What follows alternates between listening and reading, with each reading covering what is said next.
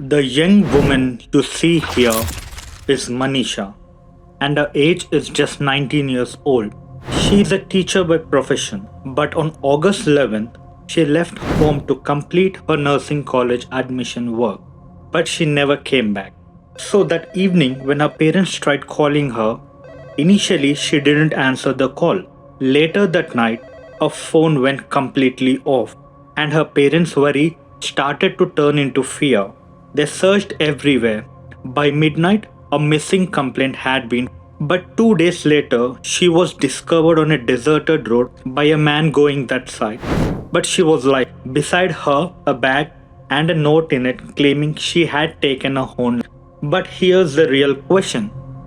If this was truly what authorities claimed, why did the police remain silent for 5 long days to reveal the letter? Why did they only respond when anger of an entire village began to erupt? After seeing all of this, I feel like what kind of society do we live in? Where a young woman can vanish in broad daylight, be found days later, and a first response isn't action but silence.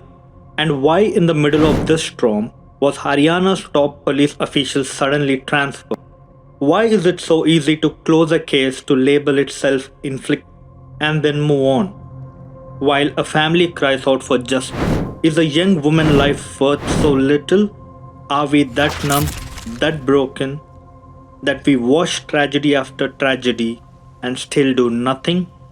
When I look at this case closely, I don't see an investigation. I see a mirror held up to humanity, and what I see shames me. This is the story of Manisha from Bhiwani, Haryana.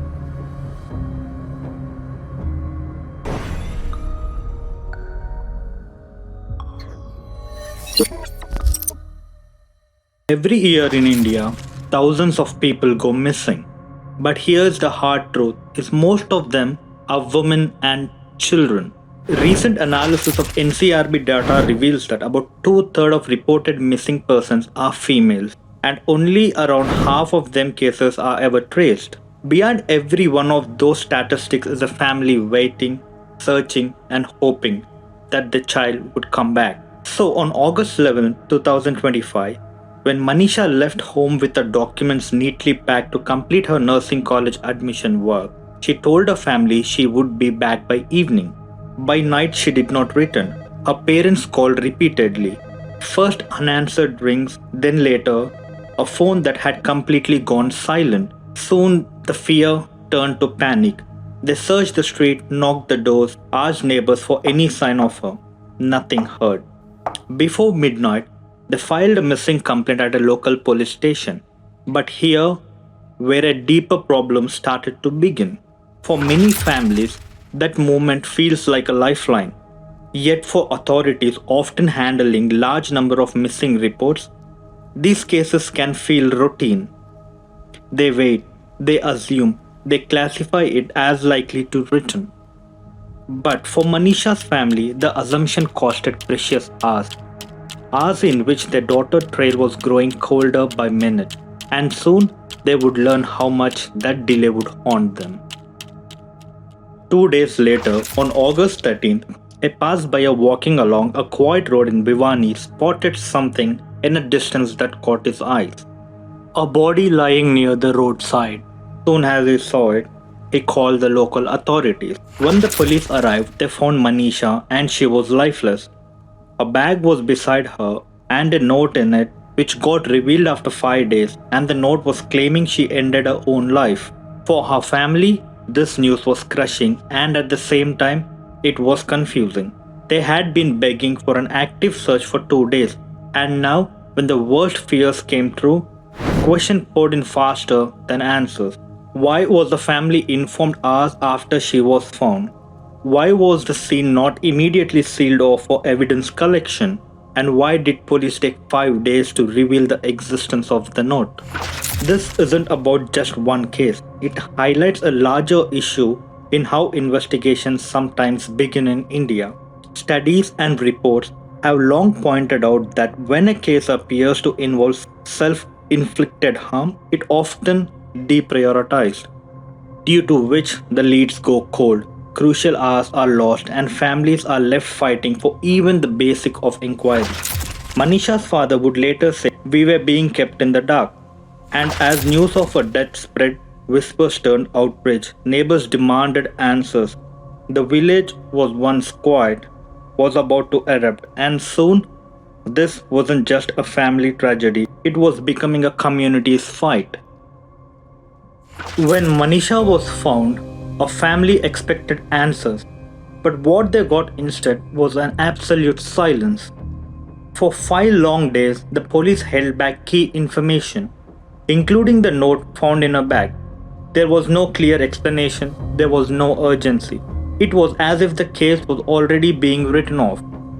So, this silence isn't unusual. Across India, cases involving self inflicted harm are often deprioritized. Authorities sometimes assume there is nothing more to investigate, an assumption that can bury the truth. For a second, consider this. The NCRB data shows reported crime against women in India have been rising from 58.8 per 100,000 women in 2018 to 66.4 in the year 2024. In Manisha's village, people weren't interested in numbers. They were angry. Why had a young woman vanished in a daylight and had been found days later? By mid August, the anger spilled into the street. Villagers blocked the road, demanded a proper investigation, and refused to let the case fade into paperwork. What began as a family's cry for justice was now a community's revolt, and soon this outrage would force the state to act. By mid August, patience had run out in Bhiwani. What started as one family pleading for answers had now ignited into a movement. Villagers blocked the road, shops have been shut down, candlelight marches filled the street at night. Their demand was simple: they need justice for Manisha and an investigation they could trust. The protest grew so intense that the authorities suspended internet in parts of district, citing law and order concern. But silencing networks didn't silence the anger. Local media began to cover the story relentlessly. National outlets picked it up. The pressure on the state government mounted with each passing day. And soon, this wasn't just about one case. It was about accountability in a system that too often fails women. The people of Bhiwani had drawn a line, and the state could no longer look away. Under mounting public pressure, the Haryana government took action. The local station officer and the superintendent of police were suspended. On August 21, Manisha's body was finally cremated, but only after the assurance that the case would be handled by India's top investigative agency, the CBI. A third autopsy was ordered at AIIMS Delhi to clear the doubts around the case and the cause of death. Forensic experts began reviewing the note found in a bag, testing handwritten ink and even the paper's origin. Then came a move that raised even more questions: the transfer of Haryana's top police official in the middle of investigation. Officials called it a routine administrative change. Protesters called it a sign that someone somewhere didn't want the truth to come out.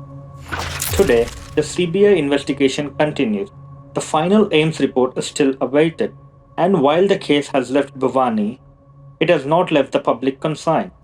Because until there are answers, one question hangs over this entire story: what really happened to Manisha?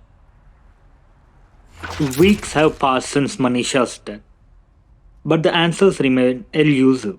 The AIIMS autopsy report is still pending. The CBI investigation continues, but the progress updates are not up to the date. For a family, every day without answer feels like another day justice is denied. They continue to insist this wasn't self-inflicted, that someone is responsible for what happened to their daughter. And they are not alone. Across the world, families in similar situations face the same heartbreak. Because when a death is quietly labeled self inflicted without transparency, vital truths can be lost and patterns of violence can remain hidden. No, Manisha's case is no longer just a question for Bhiwani or even for Haryana. It's a question for all of us. How many more families will wait in the dark begging for answer before the system truly changes?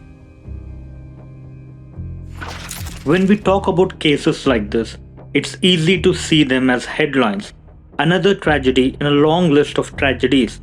But behind those headlines are real life, real dreams, and the real pain. Manisha was a young woman who left home one morning to build a future in nursing and never returned. A story isn't just about what happened to her, it's about what happens around us every day. A missing complaint treated as routine, an investigation that drags on without transparency, a society that often moves on before justice is done. When I look at this case, I see more than a crime. I see a mirror held up to humanity, and what I see should make us all question who we are. Until there is truth, Manisha's story will not just haunt Bhiwani, it will haunt all of us. This was the story of Manisha, and that's it for today. I'm Sai from SPK Reports, unmasking crime one story at a time.